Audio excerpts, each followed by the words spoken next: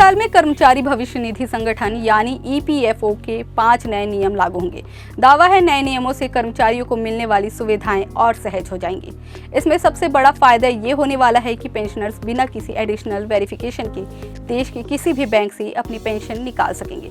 बदलाव से कर्मचारियों को क्या फायदा मिलेगा, देखिए ये रिपोर्ट। नमस्कार, आप देखना शुरू कर चुके हैं CGNL लाइव। मैं हूं आपके साथ लेखिका सिन्हा। कर्मचारी भविष्य निधि संगठन से जुड़े करोड़ों सब्सक्राइबर्स को 1 जनवरी से बड़ा फायदा मिलने वाला है। इसके लिए ईपीएफओ ने दिशा निर्देश और नीतियों में कुछ बड़े बदलाव करने की घोषणा की है। इनमें से ज्यादातर बदलाव नए साल से लागू होने की संभावना है। रिटायरमेंट फंड बॉडी अपने सब्सक्राइबर के लिए कई नई सुविधा शुरू करने की तैयारी में है। इन नए नियमों का मकसद पीएफ अकाउंट होल्डर्स को ज्यादा से ज्यादा सुविधा प्रदान करना और उन्हें रिटायरमेंट फंड को ज्यादा बेहतर तरीके से मैनेज करने में मदद करना है। इन बदलावों से निजी क्षेत्र के कर्मचारी और सरकारी कर्मचारियों दोनों को फायदा मिलेगा। चलिए जानते हैं इन नए नियमों के बारे में। ईपीएफओ ने सदस्यों को ज्यादा सुविधा देने के लिए एक एटीएम कार्ड जारी करने का निर्णय लिया है, जो सब्सक्राइबर को 24x फंड विड्रॉल की सुविधा देगा। ये ATM withdrawal facility financial year 2025-26 में शुरू होने की उम्मीद है। यानी नई गाइडलाइन लागू होने से सब्सक्राइबर 24 घंटे में कभी भी आसानी से फंड विड्रॉ कर पाएंगे। इससे सब्सक्राइबर का काफी समय भी बचेगा।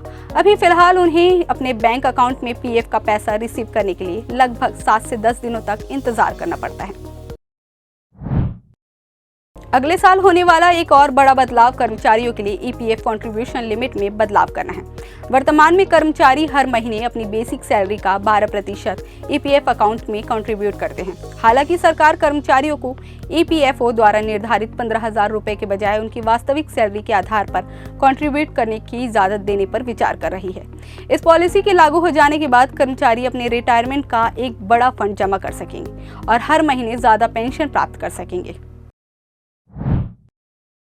ईपीएफओ अपने आईटी इंफ्रास्ट्रक्चर को अपग्रेड कर रहा है, जो पीएफ क्लेम करने वालों और बेनिफिशियरी को आसानी से अपनी जमा राशि निकालने की इजाजत देगा।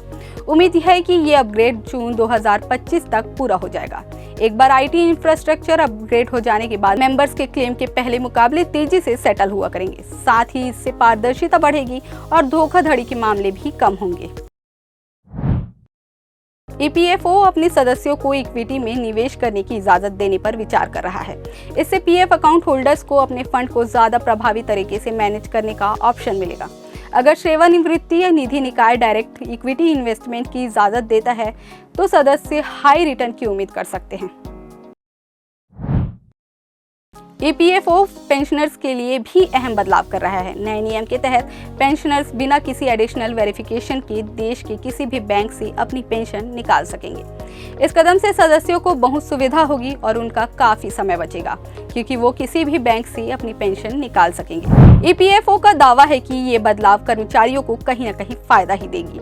अब ये तो नियमों के लागू होने के बाद ही पता लगेगा कि ईपीएफओ के ये बदलाव हितग्राहियों की जिंदगी में क्या बदलाव लाएंगे। फिलहाल हमारी खास पेशकश में इतना ही। देश दुनिया की तमाम खबरों के लिए बने रहें CGNL लाइव के साथ, क्योंकि इसमें है क्रेडिबिलिटी एंड करेज। नमस्कार।